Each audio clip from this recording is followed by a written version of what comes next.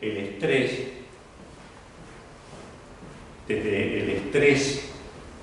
la depresión, la ansiedad generalizada, etcétera, el aislamiento social, a través de la vía amígdala, sistema límbico, ¿no?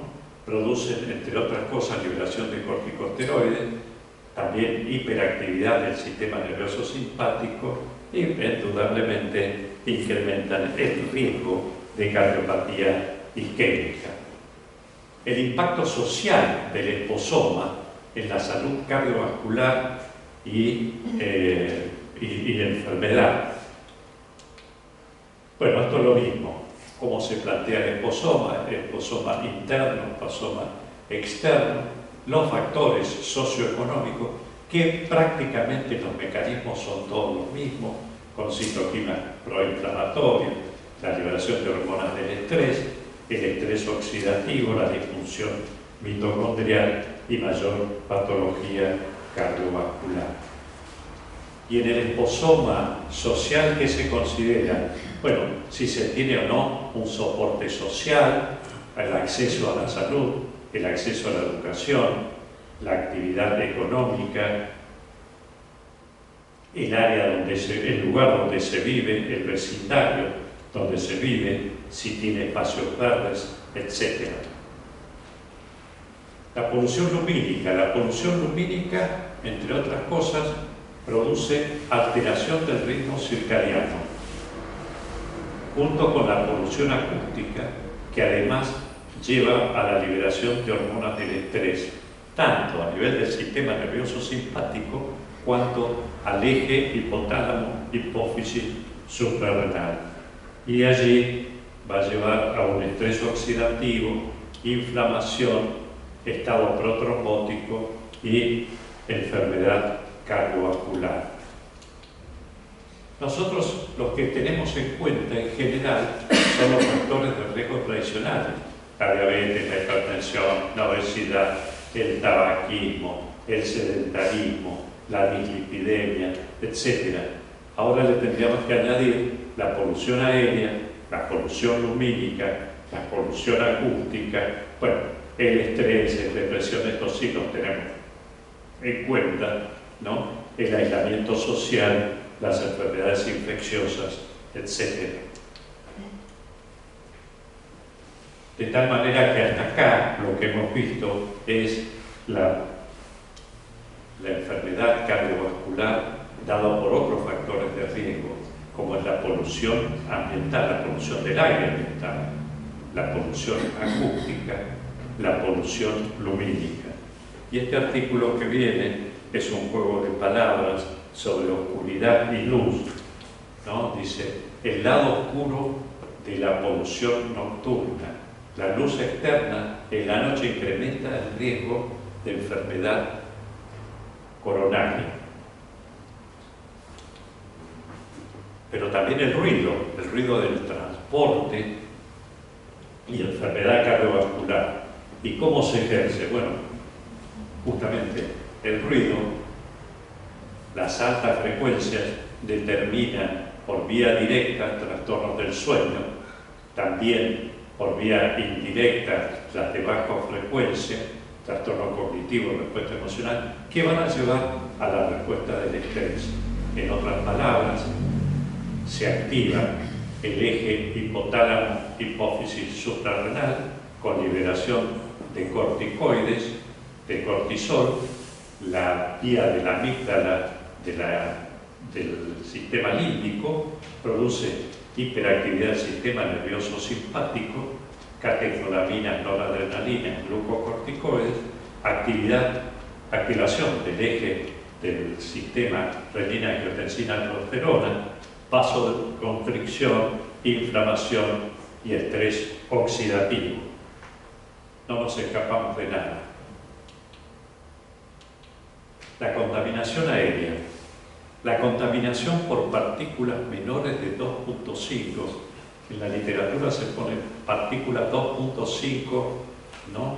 Que son de 2.5 o menores de 2.5 micrómetros. Y ozono se ha identificado como un factor de riesgo significativo para las enfermedades cardiovasculares y otras enfermedades no transmisibles. Estudios han demostrado que la contaminación del aire y el ruido del tráfico están asociados a un mayor riesgo de enfermedades cardiovasculares y contribuyen significativamente a la mortalidad global. Y es esto lo que nos pasa. Ni que hablar de esos escapes de vehículos gasoleros que están ya perimidos, estarían hace 30 años y que siguen circulando. Y es esto. Esto es terrible, esto es tremendo, ¿no? No sé cuántos viajan de ustedes con las ventanillas abiertas, pero es estar permanentemente percibiendo estas partículas, y fíjense ustedes que tienen un tamaño muy pequeño. Son partículas de 2.5, son la tercera parte de un eritrocito, de tal manera que pueden llegar a la circulación a través de la respiración, pueden llegar a la circulación general, 3 veces más chico que un eritrocito, y van a impactar, no solamente produciendo enfermedades cardiovasculares, pero sí que son más importantes que vamos a encontrar. Estas partículas, que se llaman PM10, quedan prácticamente en el pulmón, produciendo enfermedades como puede ser una enfermedad pulmonar obstructiva crónica. Yo veo casos de pacientes que no han fumado nunca y tienen una EPOC. Y el mecanismo, como siempre, estas partículas producen el estrés oxidativo, inflamación a través del factor nuclear kappa B y daño, incluso daño genotóxico tiene. Este es el doctor Gary Miller, y este es el libro El liposoma, ¿no? Fíjese, el nuevo paradigma para el ambiente y la salud. Esta es la segunda edición del libro. Él trabaja en la Universidad de Columbia y dice que prácticamente con esta ilustración quiere demostrar que así tendríamos que andar transitando, ¿no? Porque no hay nada que se escape, digo, a este liposoma perjudicial para nuestro organismo. Tendría que tener lentes negros y una Y por supuesto, la sordina. Claro que sí. Liposoma, envejecimiento y enfermedad crónica. Yo tenía un residente mío que una vez que terminó la residencia se fue a hacer patología en Estados Unidos, y cuando volvió venía con una sordina. Se ponía una sordina para transitar por las calles, sobre todo ahí cerca de la Facultad de Medicina. Es tremendo, es terrible la cantidad de líneas de colectivo que pasan, pero era tremendo, es tremendo el ruido que no nos damos cuenta, porque estamos allí viviendo eso. Envejecimiento, liposoma, envejecimiento y enfermedades crónicas. Este es un artículo que tiene unas 35 páginas, pero describe muy bien todas las patologías del adulto mayor, ¿no? Y sumadas a la exposición de los factores de riesgo liposómicos. Él quiso significar con este tronco, que es el envejecimiento, y estas son las enfermedades crónicas no transmisibles: cáncer, enfermedad cardiovascular, enfermedad pulmonar obstructiva crónica, la sarcopenia, la osteoporosis, como es obviamente la artrosis, el Alzheimer como patologías neurodegenerativas, etc. En la base están todos los mecanismos del envejecimiento, que son los de López Otín, que describiera más de 13 factores que intervienen, entre otros, el acortamiento de los telómeros, y los tóxicos ambientales aquí, que se ven justamente, se ven alimentados estos mecanismos del envejecimiento por los tóxicos ambientales. Y vayamos a eso. es lo que pone, ¿no? Es decir, el esposoma externo, lo que hemos hablado para no repetir, general, esposoma externo específico, esposoma interno, y cómo repercute a nivel de la enfermedad de Alzheimer, la presbiacusia o sordera senil, las enfermedades cardiovasculares, la enfermedad pulmonar obstructiva crónica, el Parkinson, la diabetes, etc. Más del 90% de los adultos mayores tienen al menos una enfermedad crónica y 3/4 partes tienen 2 o más. Los mecanismos subyacentes de estas enfermedades incluyen, bueno, lo que hemos hablado, la disfunción mitocondrial, la inestabilidad genética, el daño al DNA, la alteración en las proteínas, en la comunicación intercelular, la disfunción de las células madres, el acortamiento de telómeros, etc. Los factores de riesgo ambiental y el estilo de vida exacerban los mecanismos de envejecimiento celular y molecular. En nuestro mundo desarrollado, esto es impactante. Estamos expuestos aproximadamente a 80.000 a 100.000 sustancias producidas artificialmente. Y en entornos laborales con alta contaminación a 200.000 sustancias. El 24% de todas las muertes anuales son producidas por factores ambientales. Serían aproximadamente 12.600.000, pero de las enfermedades crónicas no transmisibles, prácticamente 8,5 millones a 9 millones, como habíamos visto hace un ratito. Las partículas de suspensión, esas que vimos, tan peligrosas, son responsables de 3 millones de muertes por año. El 50% de las muertes fueron por cardiopatía isquémica y accidente cerebrovascular. La exposición a estas partículas a largo plazo en áreas metropolitanas.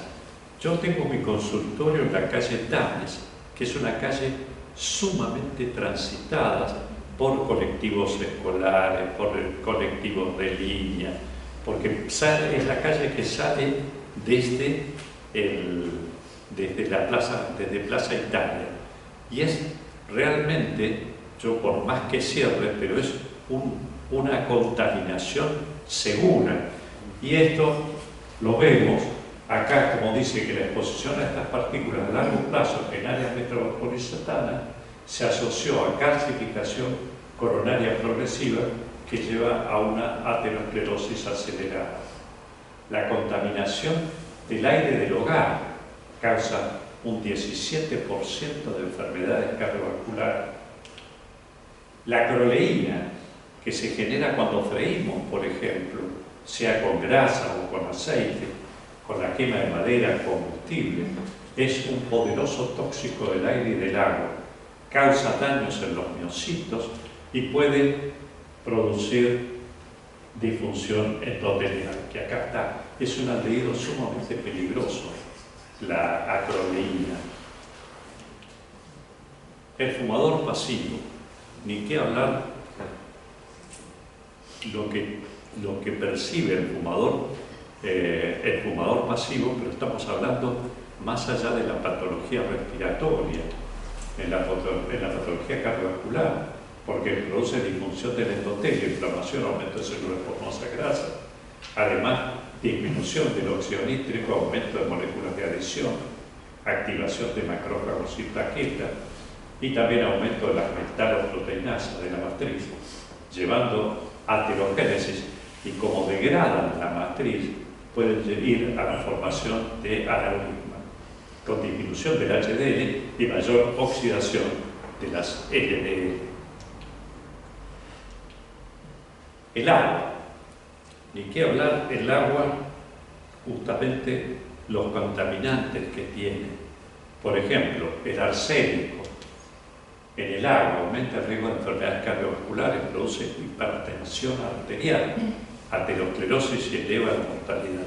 Y estamos hablando del arsénico no solamente de la región que abarca ese centro de la Argentina, que tiene Acre, ¿no es cierto?, hidroarsenismo crónico regional. Ese es el extremo, pero es difícil que el agua no tenga arsénico. También plomo, cadmio, mercurio producen hipertensión arterial. Los mecanismos, como siempre, los mismos que hemos visto hasta ahora, y los microplásticos también contaminan el agua y producen estrés oxidativo, inflamación y disfunción endotelial. El 25% de todas las muertes por EPOC se deben a contaminación del aire en el hogar en países de ingresos bajos. 25%. En entornos laborales con riesgo, bueno, la minería, la construcción, la industria del plástico, textil, caucho, cuero, etc. Los mecanismos subyacentes, los mismos que hemos visto, desde el estrés oxidativo, el daño al DNA, inflamación, disfunción endotelial. La exposición al cloruro de vinilo, arsénico y tricloroetileno se asocian con hematomas. El asbesto se relaciona, además del cáncer de pulmón y del mesotelioma, con cáncer de ovario. La industria del caucho, estaño, plomo, se asocian con cáncer gástrico. La exposición a pesticidas como órgano clorado, órgano fosforado, aumenta el riesgo de linfoma de No-Hodgkin. Y también se ha visto que en mujeres las tareas de peluquería parece que se trabajan con productos tóxicos que pueden llevar a tener mayor predisposición al linfoma No-Hodgkin. Reitero, estos son datos obtenidos por Big Data, por inteligencia artificial, y no detallan los mecanismos. El benceno, que se encuentra en las naftas, disolventes industriales como el tabaco, se asocia con leucemia, mieloma múltiple. El radón, este es muy frecuente, el radón en hogares. Aumenta el riesgo de cáncer de pulmón y cáncer de ovario. La exposición a la radiación ultravioleta se adoptó que es un factor de riesgo para el melanoma, y los mecanismos relacionados son siempre los mismos de lo que habíamos hablado. El radón es un gas radiactivo invisible, sin olor, que se libera de forma natural en rocas, la tierra, el agua. Puede entrar a las casas de edificación a través de pequeñas grietas o agujeros o desagües y se acumula en el aire, sobre todo en lugares no ventilados, como pueden ser, por ejemplo, los sótanos de edificios de propiedad horizontal. Es una de las principales causas de cáncer de pulmón, y la probabilidad de que un individuo, de un fumador, haga este cáncer por radón es 25 veces mayor que aquellos que no fuman. Y esto es lo que les decía recién, por dónde puede penetrar, ¿no? A través de agujeros, de grietas, de desagües. Se acumula en las partes inferiores de los edificios de propiedad horizontal, y hay empresas que se dedican a detectar el radón y poner mecanismos como para liberar a esas edificaciones del radón. Entre otras cosas, ventilar muy bien.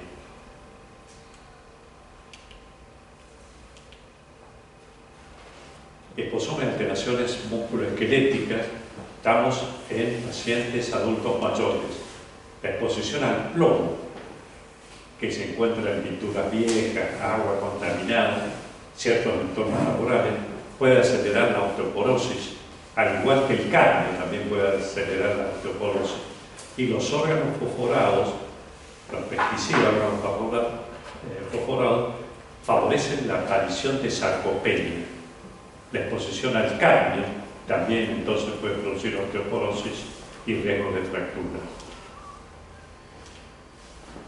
Y esto es lo que les decía de los pesticidas órganos fosforados, que tienen efectos sobre el músculo, produciendo disminución de la miogénesis y sarcopenia. La sarcopenia se define como la disminución de la masa muscular con disminución de la fuerza. Esposoma y diabetes tipo 2. Por eso, no hay tema en que no entre el esposoma. Factores de riesgo, el enfoque esposómico de la diabetes. Y en acá, como siempre, los dominios son el externo general, el externo específico. Van a ser muy importantes en esto de diabetes el lugar donde se vive. Si tiene alta densidad de población, alto tráfico automotor, pocos espacios verdes, mucho tráfico, como habíamos dicho, y obviamente más del entorno, digo, del estilo de vida, la nutrición, la alimentación no saludable, el sedentarismo, los bajos ingresos económicos. Lo vamos a ver en la próxima, que fíjense, esto es esposoma general, esposoma específico, esposoma interno. La alta urbanización, con escasos espacios verdes, alta densidad de población, junto con los polutorios químicos, como son las partículas de 2.5, el dióxido de nitrógeno, pueden alterar la función endotelial, inflamación y resistencia insulínica. Las áreas de bajo o los lugares de bajos niveles socioeconómicos, con pocos espacios verdes, sedentarismo, conducta sedentaria, incrementan el riesgo de diabetes. Por el contrario, los espacios verdes, que son los espacios para realmente y que tienen lugares para la deambulación, el incremento de la actividad física, van a producir una disminución del riesgo de diabetes. Ahora, fíjense, importante, este estudio finlandés encontró que los espacios verdes y sendas para deambular se asociaron a una reducción del 12% del riesgo de diabetes. En otro estudio se vio que la alta densidad de la población, con escasos espacios verdes y bajos ingresos socioeconómicos, tuvieron un incremento del riesgo de diabetes del 40%. Entre los contaminantes ambientales, como vimos recién en lo anterior, se destacaron las partículas en suspensión menores de 2,5 y el óxido de nitrógeno. La contaminación lumínica nocturna en un estudio japonés también se asoció con mayor riesgo de diabetes. De esto la conclusión es que los factores sociales como la educación, baja educación, bajos ingresos económicos, se asocian con el doble del riesgo de diabetes. Esposoma micronanoplásticos. Los micro y nanoplásticos también tienen riesgo porque actúan como disruptores hormonales, también tienen riesgo de diabetes. Los micro y nanoplásticos producen, entre otras cosas, lo mismo, el estrés oxidativo, la inflamación, pero también alteraciones hormonales que van a llevar, entre otras cosas, a una diabetes, pero también enfermedades malignas, trastornos hepáticos renales. Los micros tienen un tamaño de 1 a 100 micrómetros y los nano, entre 1 y 100 nanómetros. Fíjense la ubicuidad que pueden tener en el organismo, pues, llegando a la circulación, obviamente, a la circulación sistémica. Son especialmente hepatotóxicos e inmunotóxicos. Y cuando tienen talatos, de esto vamos a hablar enseguida, los talatos, los famosos talatos que se utilizan para hacer el plástico más flexible, y bifenol A son disruptores endócrinos que favorecen la insulinoresistencia y la aparición de diabetes tipo 2. Individuos que consumen comidas con envases para llevar, esos que prácticamente comen todos los días, digo, o no se cocinan.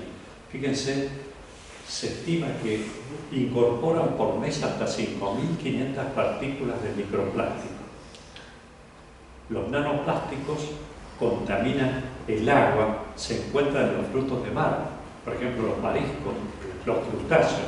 Al incorporarlos tienen efectos disruptivos endócrinos y afectan la vía del metabolismo de la glucosa, aumenta la resistencia insulínica y produce también una disbiosis a nivel intestinal. Los nanoplásticos también pueden ingresar por vía aérea, pero la vía fundamental es la vía digestiva.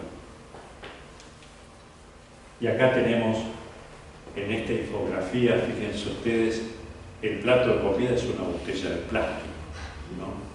Justamente microplásticos y nanoplásticos, que en definitiva van a llevar a una disminución de las enzimas antioxidantes, aumento de citoquinas inflamatorias, y en animales de laboratorio producen resistencia insulínica con hiperglucemia, hiperinsulinemia, estrés oxidativo, inflamación y riesgo de diabetes. Están en distintas fuentes los microplásticos: el agua, frutos de mar, la miel, la cerveza, la sal, las frutas, verduras, animales también, obviamente, guantes, barbijos, etc. Según un estudio realizado en Australia, ingerimos por semana aproximadamente 5 gramos por semana de micro y nanoplásticos, el equivalente a una tarjeta de crédito. Esto es lo que ingerimos. Serían 250 gramos por año. Las bolsas plásticas abandonadas en basurales pueden llegar a ríos, pero también contaminar las napas o ser ingeridas por animales. También llega al organismo a través de comidas, de recipientes de comida, en especial cuando se usan microondas. Cuidado en microondas cuando calentamos y traemos comida en envases de plástico. No olvidar lo que es muy peligroso, las bandejas de telgopor, que las metemos también al microondas. Y esto es moneda corriente, lamentablemente, ¿no? Y no solamente en nuestro país. Más o menos 12 millones de toneladas de plástico por año terminan en el mar. Y esto que me llamó la atención hace 2 meses, creo que fue el 15 de agosto, 14 de agosto, salió en La Nación, el dilema del plástico. Los argentinos consumimos 42 kilos con 700. Por supuesto, no es que lo comemos, sino que consumimos para envoltorio, para llevador de comida, etcétera, para tupper, que representan más o menos 250 botellas de 500 mililitros. Eso es lo que en promedio utilizamos de plásticos. Pasan al medio ambiente, entonces más o menos 13 millones de toneladas de residuos plásticos. Ahora, no son para nada inofensivos, y entre otros también, fíjense, este es un artículo que salió anteayer en el JAMA, se llama Microplásticos y Salud Humana. Se los recomiendo, es una semblanza, son 2 hojitas, 3 hojitas, y se vio que estudiando, por ejemplo, en Hawái se hizo un estudio estudiando placentas humanas. Se determinó que el 100% de las placentas tenían microplásticos. Y en placas de ateroma, realizadas a través de la endarterectomía y estudiadas posteriormente, se vio que el 58.4% de las placas tenían nanoplásticos. Es tremendo.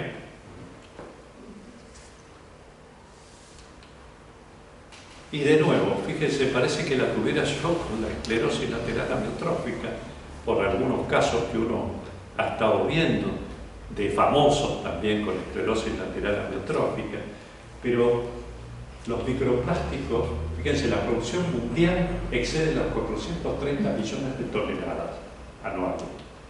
Los nanoplásticos pueden atravesar la barrera hematoencefálica. De hecho, en ese artículo que les comenté del JAMA, se estudiaron en cadáveres cerebros de pacientes que habían tenido demencia versus aquellos que no habían tenido, y se vio que era estadísticamente significativa la presencia de microplásticos en aquellos que habían tenido Alzheimer. Lo importante es que por el tamaño atraviesan la barrera hematoencefálica. En el cerebro produce una respuesta inflamatoria con estrés oxidativo, disfunción mitocondrial.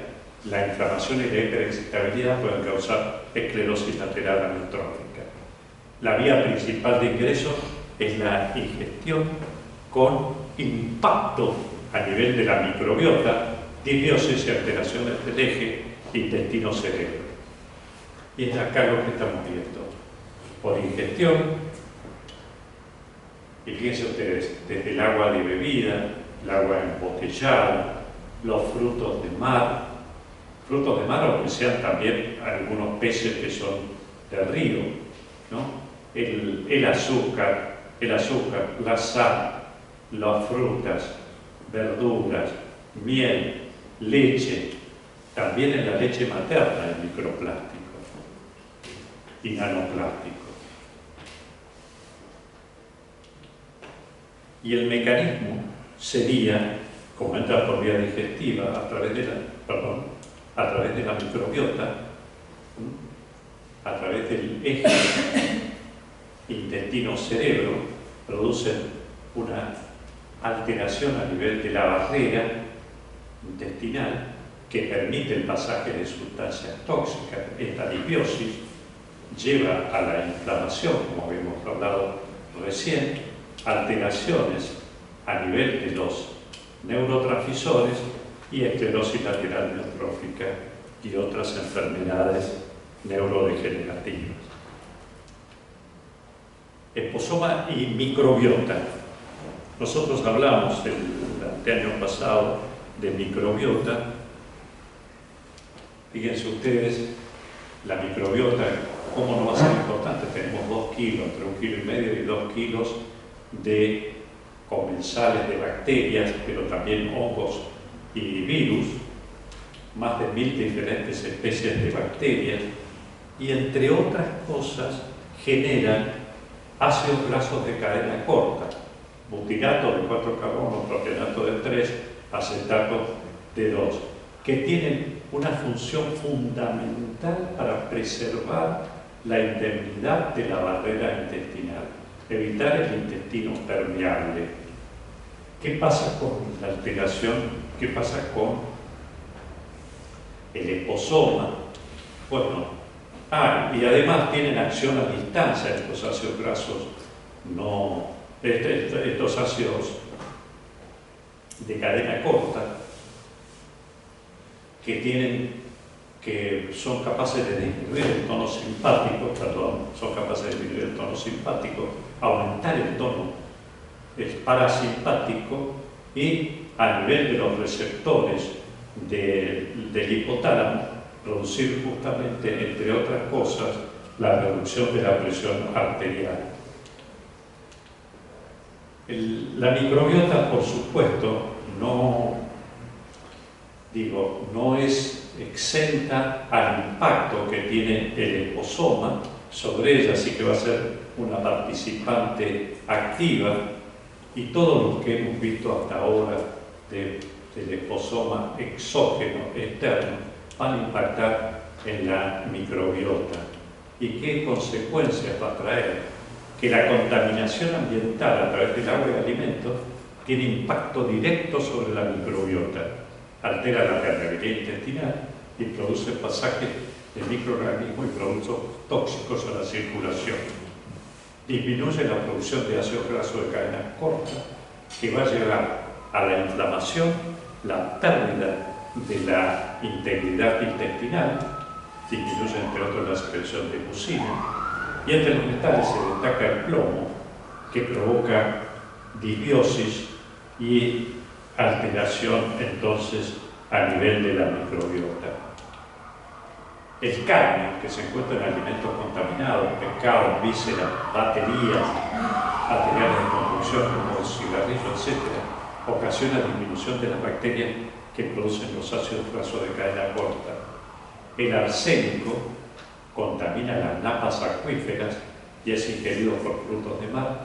También produce una disbiosis y disminución de los ácidos grasos de cadena corta.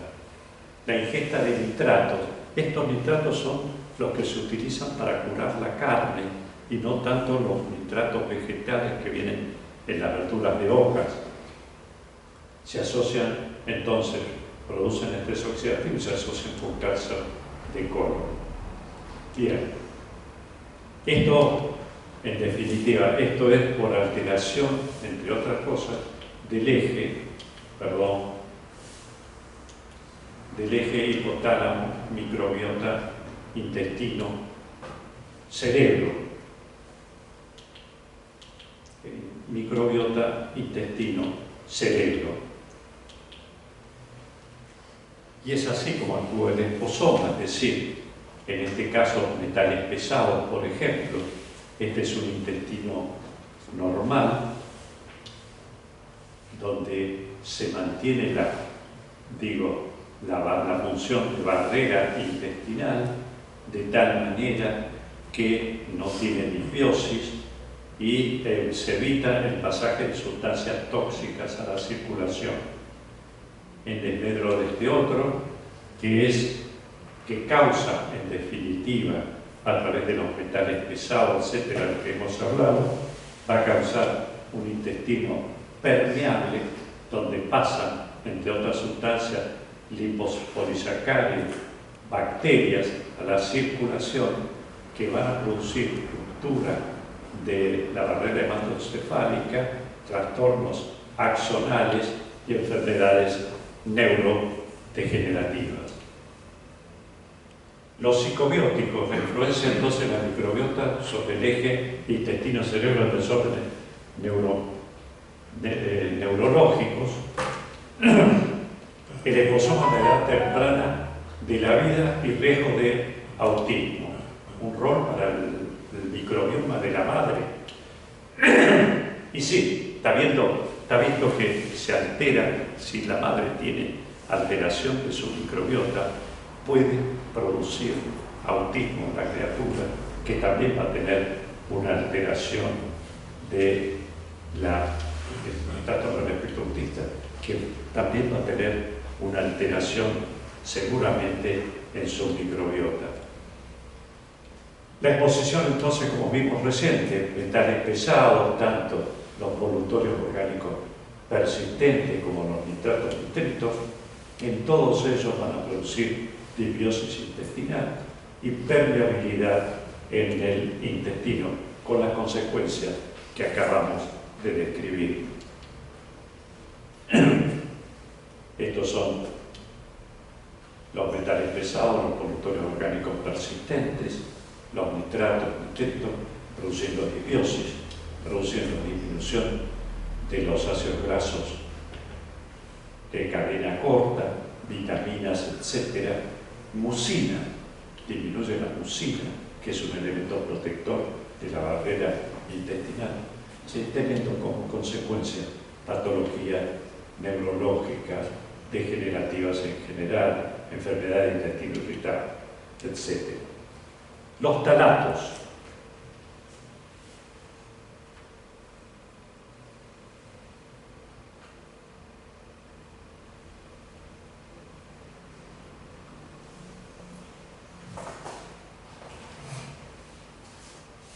Los talatos son sustancias químicas sintéticas, aproximadamente hay 80, que se utilizan ampliamente en productos de uso diario.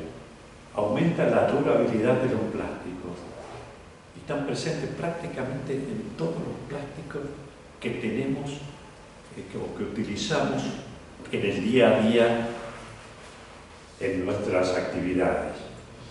se denominan plastificantes.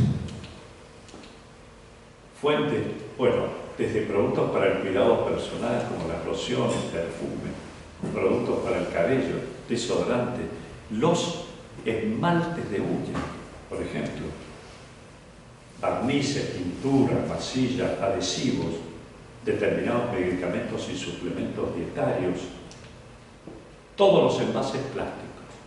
Ahí yo veía recién las bolsitas de té. Las bolsitas de té tienen alto contenido de talato, además de plástico, de microplástico.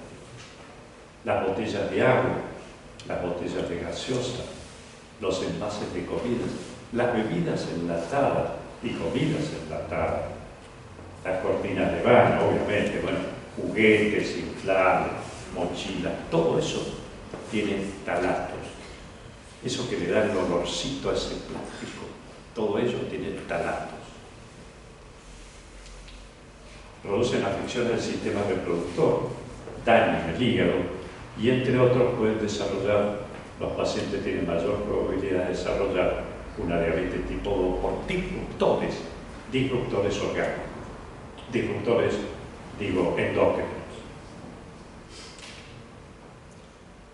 Presencia de talatos en medicaciones gastrointestinales, este es un peligro, digo, solapado o no considerado. Bueno, fíjense ustedes que hay medicamentos que tienen cubierta entérica que pueden llegar a tener talatos también. Todo, envases plásticos, juguetes, comidas enlatadas, esmaltes, las bolsas plásticas, etc. Y una parte para la bolsita de té. La bolsita de té tiene más o menos 2,5 miligramos por gramos de talato.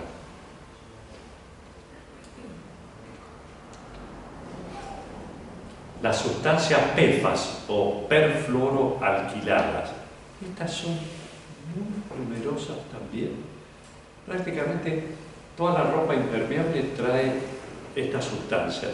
Las vamos a llamar las PFAS, perfluoro o polifluoroalquiladas. Estas tienen estabilidad, elevada estabilidad química y térmica, son contaminantes globales, son persistentes y acumulativos. Y estas sustancias, además de alterar la microbiota, producen disrupción endocrina con alteraciones tiroideas, hepatotoxicidad e inmunotoxicidad. Ya vamos a ver una infografía. Entre otras fuentes se encuentran en el teflón. El teflón tiene, y esto es muy utilizado en las baterías de cocina, industria textil, manufacturas de alfombra, se utilizan para evitar, para disminuir el riesgo de manchas, también en los tapizados de automóviles. Ropa impermeable, pueden contaminar el agua y pasan a la cadena alimentaria. Las sustancias estas perfluoroalquiladas pasan a la leche materna y pueden producir disbiosis en el lactante. Y aquí tenemos utensilios de cocina con teflón, productos de cuidado personal, espumas contra incendios, la ropa resistente al agua, las alfombras, los tapizados de automóvil, pintura, cosméticos, etc. Todos estos envases traen sustancias perfluoroalquiladas. Son disruptores endócrinos, producen enfermedad tiroidea, en ambos sexos, producen daño hepático que incluso con mayor riesgo de hepatoma, cáncer de riñón, cáncer de testículo, no solamente del tipo seminoma, sino también embrionario, bajo peso al nacer, liposoma y glifosato.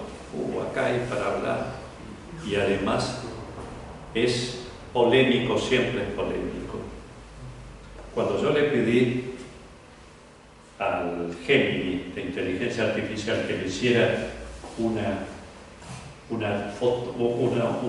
dibujo sobre el glifosato e hizo esto. Frutas hermosas, verduras hermosas, todo, pero prácticamente todo ello tiene glifosato.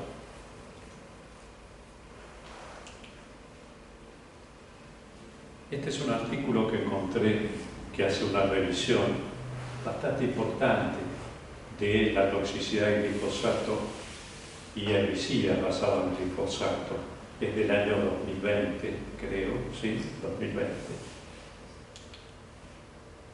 Fíjense ustedes que el 80% de la población americana está expuesta al glifosato. Se encuentra en orina. Se encuentra en orina en prácticamente el 99% de la población francesa.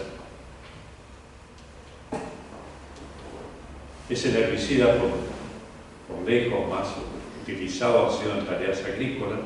Es un componente, es un compuesto fosforado con sus metabolitos. El ácido monometilfosfónico tiene una vida media de 240 días, contamina el agua y las napas subterráneas. En el agua tiene una vida media de hasta 140 días, entra a la cadena alimentaria, a través del polen y el néctar, pasan a las colmenas de abejas y se encuentra hasta en un 50% en la miel comercial. 50%. Entre otros riesgos se describen posibles malformaciones congénitas, linfoma no-Hodgkin, produce efectos genotóxicos, inflamatorios y altera la función de linfocitos, produce teratogenicidad, abortos espontáneos, ha sido clasificado como probable carcinógeno por la Agencia Internacional de Investigación del Cáncer, actúa sobre los receptores estrogénicos, aumentando su respuesta, reduce la producción de testosterona, produce oligospermia, provoca, como habíamos dicho recién, abortos espontáneos, partos prematuros y la teratogenicidad. Entre otras cosas,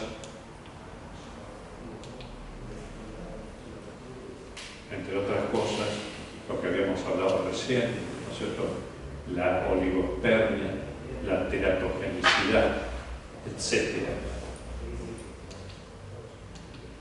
Disminuye la dopamina y serotonina y produce trastornos de ansiedad y depresión, disbiosis a nivel de la microbiota, esteatosis y fibrosis hepática en animales de laboratorio, es capaz de generar mieloma múltiple, o por lo menos está descrito. Vuelvo a repetir que es en base a Big Data, análisis de de muchas historias clínicas, endometriosis en mujeres con exposición crónica, esposoma renal y enfermedad renal y hepática,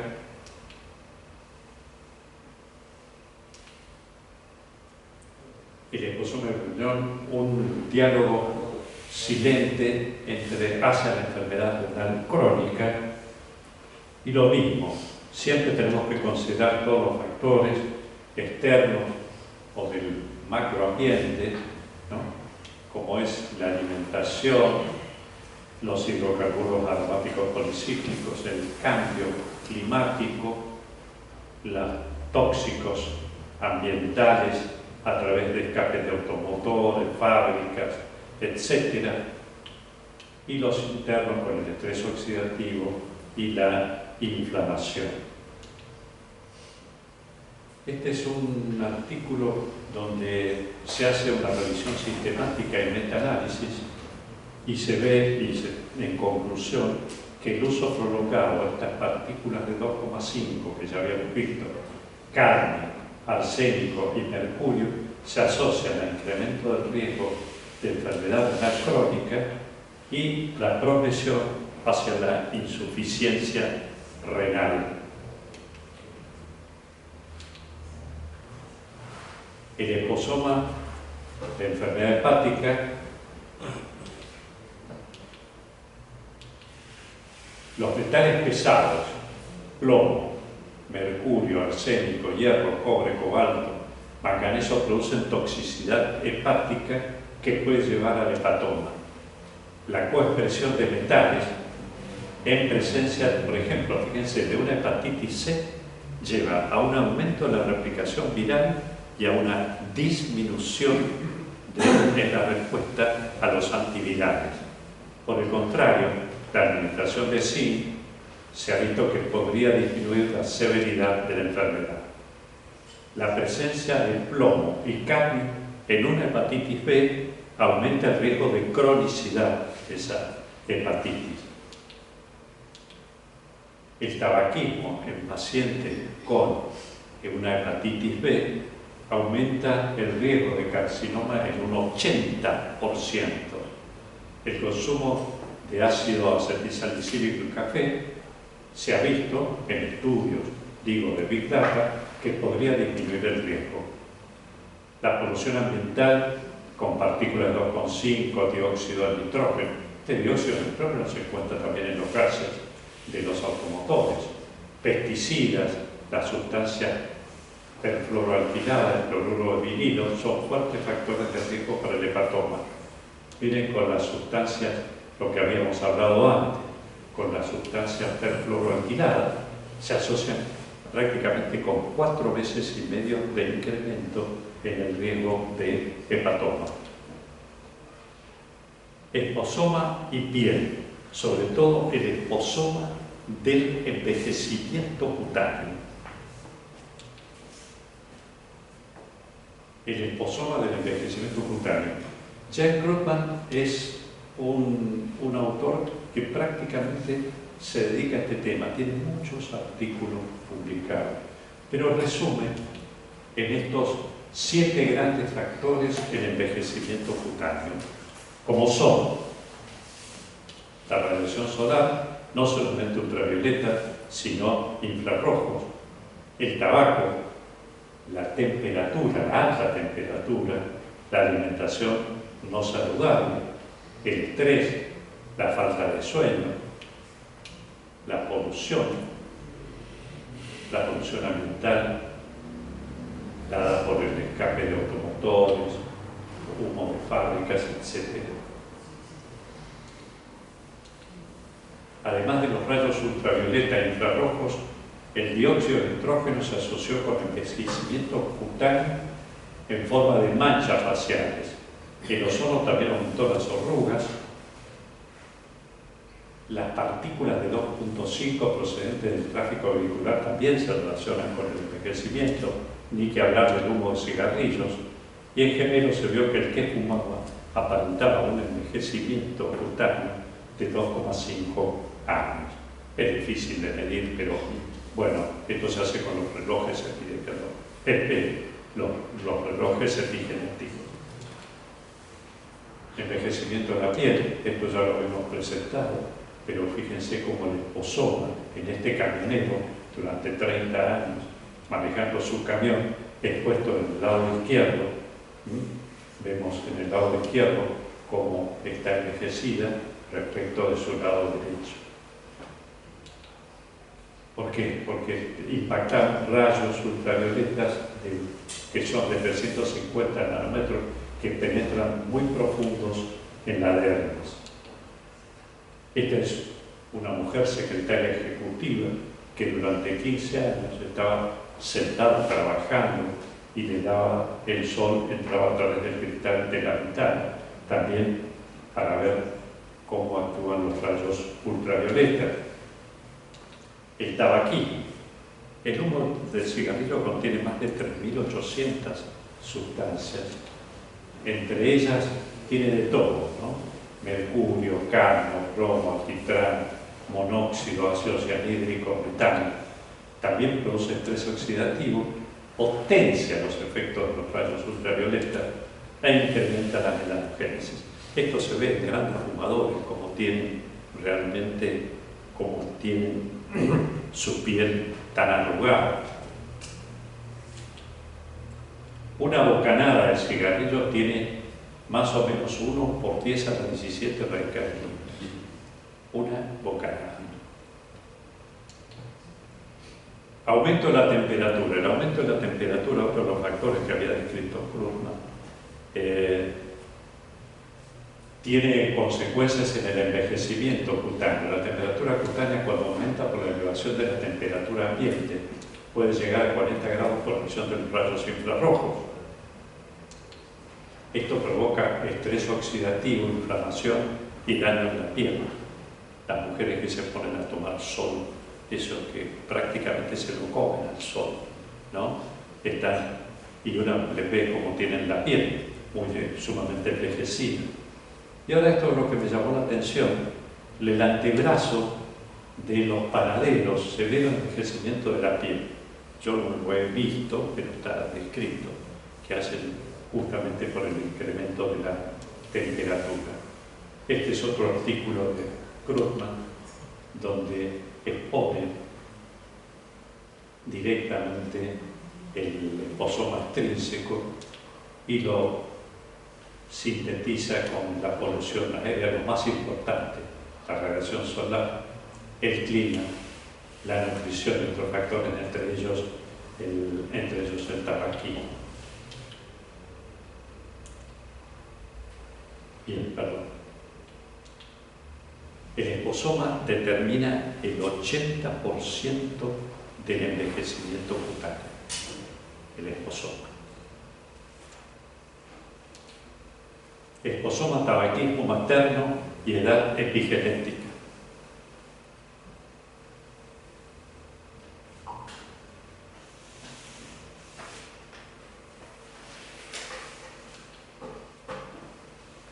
Este artículo estudió el liposoma en la edad temprana de la vida, la aceleración epigenética en niños.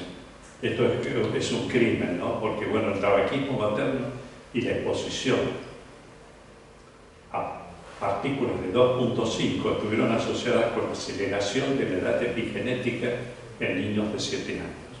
Se utilizó uno de los relojes epigenéticos, hay varios, está el de Morgan Devine, está el de Akerlof, son varios, el de Horvath. En este caso se utilizó el reloj epigenético de Horvath.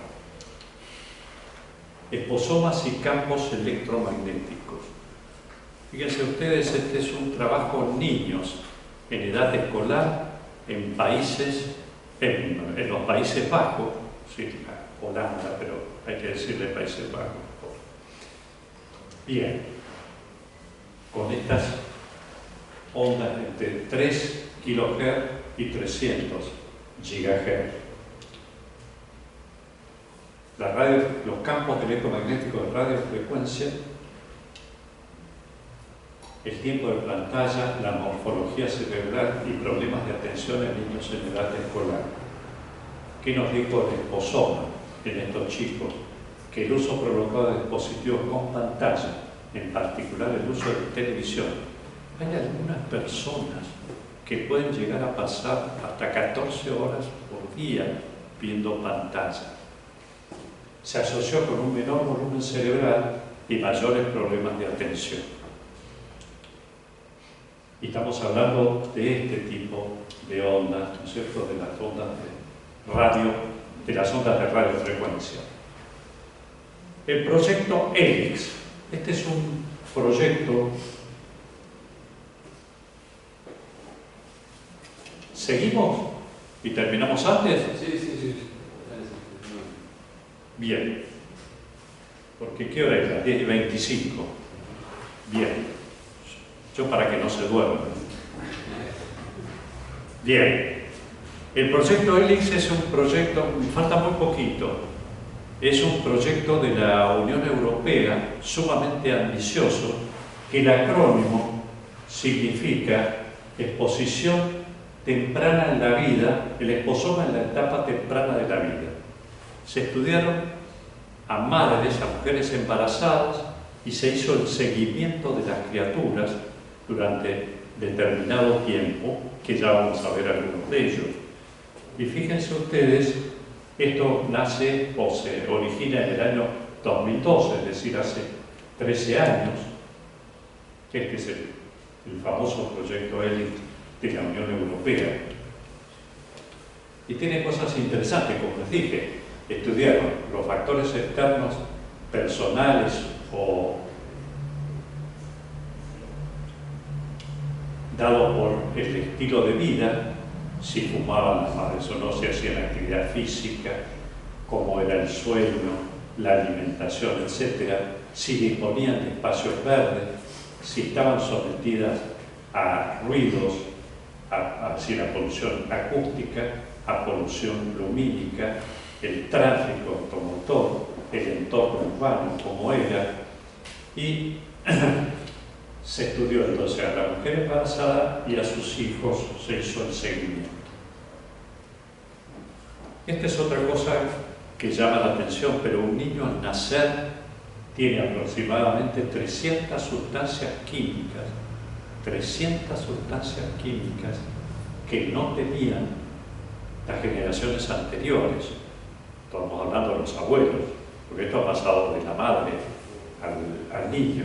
Entre ellas, difenilos policlorados, los típicos o los peligrosos PCB y talatos también.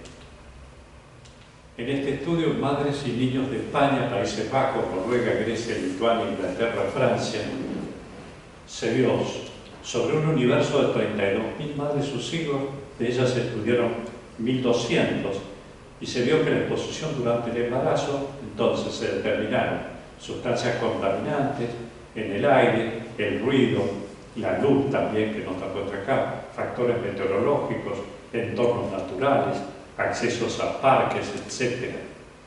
En la investigación de exposición a contaminantes, un grupo de niños tenían pesticidas detectables, perjudiciales en sangre y orina, cuando, fíjense ustedes, se encuentran algunos como el DDT, que había sido prohibido totalmente desde el año 1991, pero todavía presente en la cadena alimentaria debido a su baja degradación.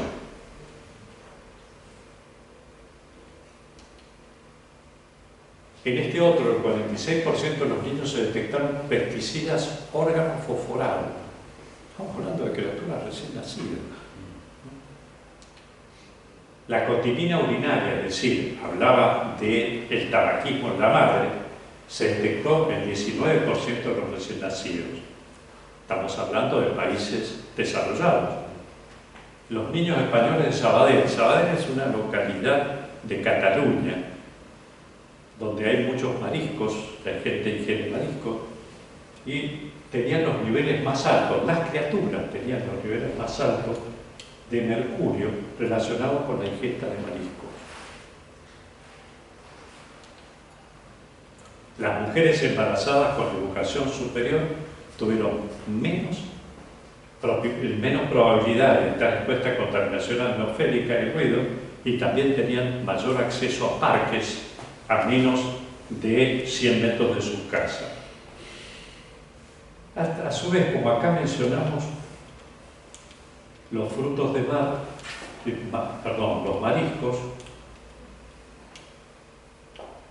entonces me fui a buscar cuáles eran los frutos de mar que tienen menos contenido de mercurio, pero no es que no tengan mercurio.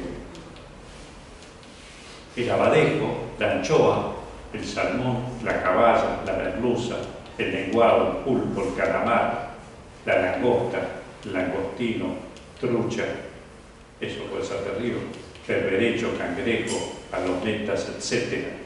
Y los que tienen alto contenido, que prácticamente nosotros no los comemos, pero bueno, son el atún rojo, el pez espada, el cazón, el lucio, el mero.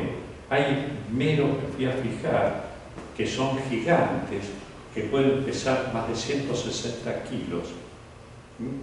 Y estaría dado porque se alimentan de peces más pequeños y, por supuesto, incorporan mucho más mercurio. Cierro paréntesis y volvemos al estudio ELIX.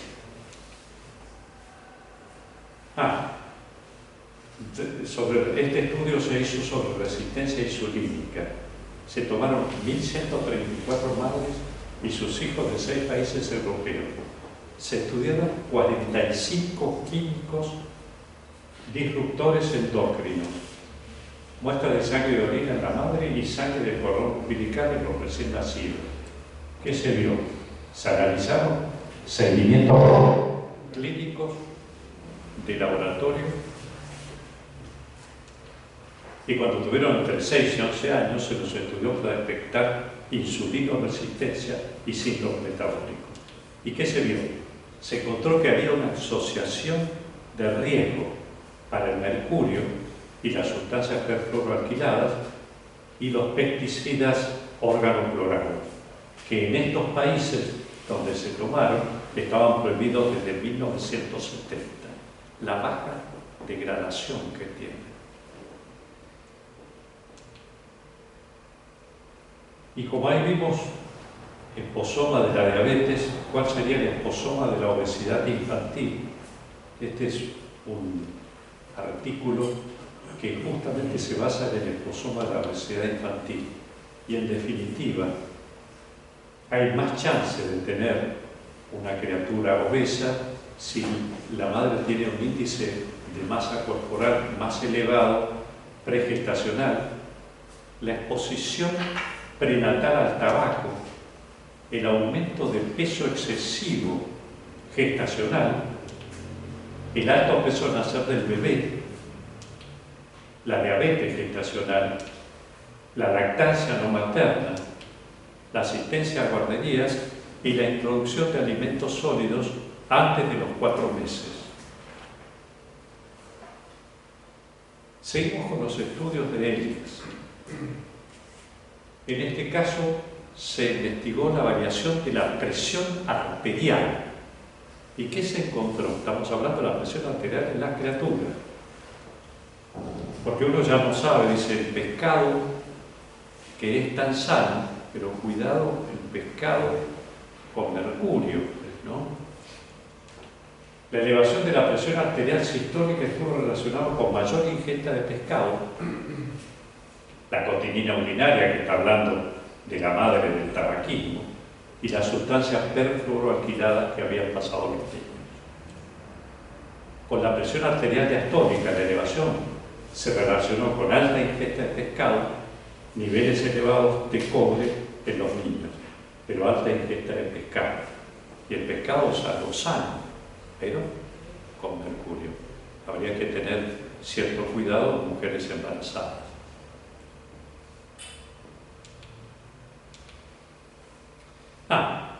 Este es algo novedoso, que ya se está estudiando el esposoma preconcepcional, es decir, antes de la concepción. Sería lo que aportan los abuelos, ¿no? Es decir, la futura madre ya viene con la marca, el futuro padre y la criatura. ¿En qué? Fundamentalmente en alergias en general y asma en particular. Esto es nada más, bueno, una nota, yo calculo, en este momento muy prematura y de color. En síntesis, la Organización Mundial de la Salud en el año 2018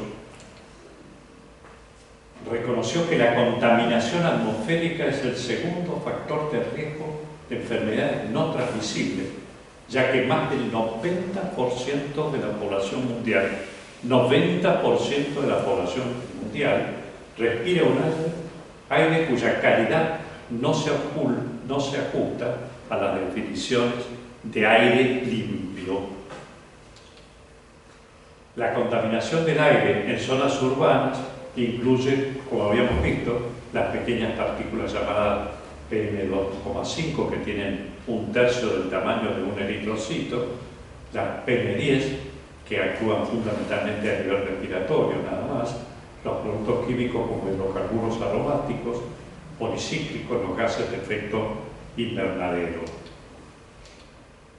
Estos factores de estrés ambiental, en definitiva, van consumiendo las defensas antioxidantes y van a producir, por ello, daños oxidativos que aceleran, por supuesto, el reloj biológico.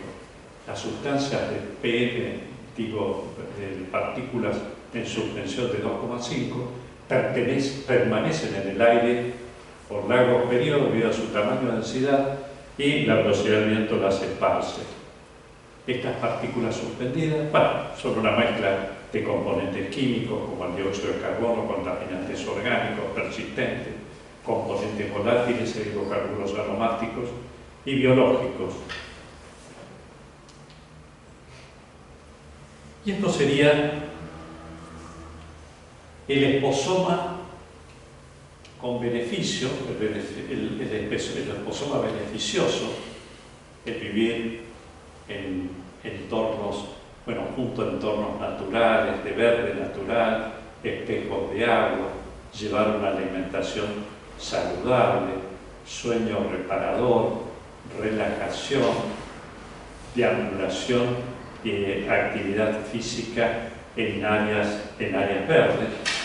Por el contrario, tenemos, en este caso habría una resiliencia al estrés, una sincronicidad en el ritmo circadiano y el balance inmuno, y estaría en un balance redox inmunológico. En tanto que el esposoma más oscuro, más riesgoso, estaría dado por la alta densidad de población, el alto tráfico automotor, los campos electromagnéticos, la polución lumínica, la polución acústica, la polución aérea. En este caso hay respuesta al estrés, no hay resiliencia, hay una respuesta al estrés, a la alteración del ritmo circadiano, inflamación, estrés oxidativo y las patologías, o muchas de las patologías de las cuales hemos hablado. En definitiva, para hacerlo más sencillo, para tratar de hacerlo más sencillo, todo lo podríamos sintetizar como cuando comenzamos: ambiente y estilo de vida, y la respuesta biológica que tiene el impacto del esposoma a nivel de la epigenética, la metabolómica, es decir, el estudio del metabolismo, la microbiómica, el estudio de la microbiota, etc. Este sería un poquito el rompecabezas diagnóstico del esposoma, que no encuentro más detalles para mencionar que lo que ya hemos hablado. Y a través de lograr una esposómica de precisión va a ser fundamental para una medicina de precisión y no quedarnos solamente con los factores de riesgo tradicionales. En definitiva, la medicina de precisión tiene una pata fundamental que es el esposoma.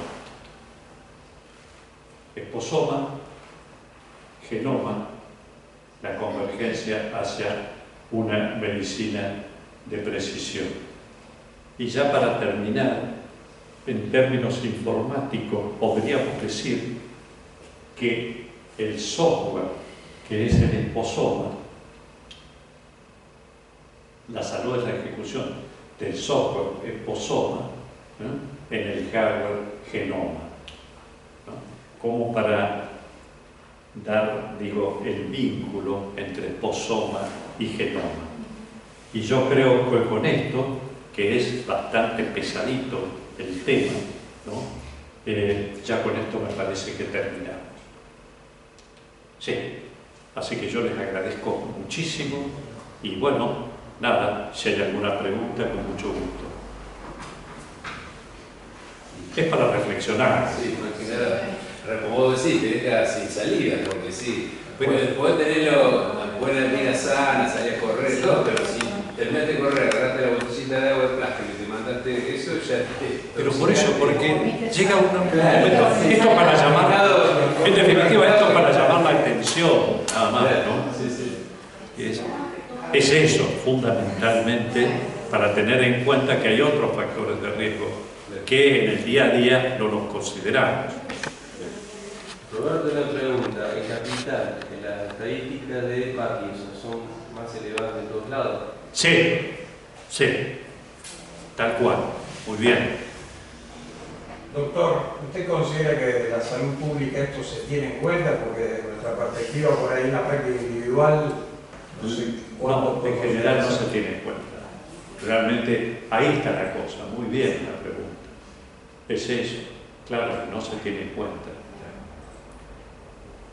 Porque esto va más para estudios, a grandes estudios epidemiológicos en salud pública. Esto es todo. Sí, vale, perdón. Ah, bueno, perfecto. Muy bien.